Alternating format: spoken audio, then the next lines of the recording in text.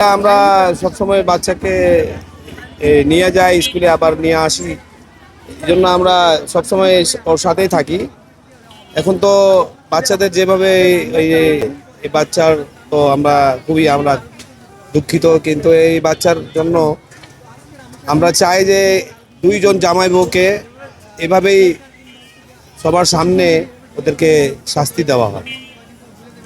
এই এই ঘটনা আবার আবার নেক্সটে আবার যেন না হয়, আমরা এটাই চাই। কিন্তু এই এই দেশের আইনকে এই এই আইনটা চেঞ্জ করতে হবে, যে যে ওর সাথে যেন ওর শাস্তি হয়, সাথে সাথে ওর শাস্তি হয়, নাহলে এটা বন্ধ হবে না।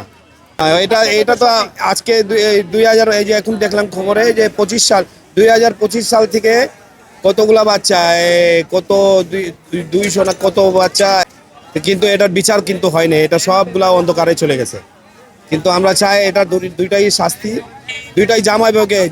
শুনলাম নাকি ওর বউ বাচ্চাকে ধরে টান দিয়ে নিয়ে গিয়া কি করছে, বন্দি করছে। বন্দি করার পরে এটাই আর কি শুনলাম, আর কি এখানে থাকি আমরা।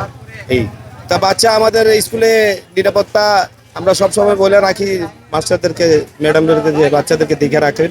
আমরা যতক্ষণ পর্যন্ত না আসি এখানে, বাচ্চাদেরকে কাউরে হাতে দিবেন না, বাচ্চাকে ছাড়বেন না আমাদের হাত।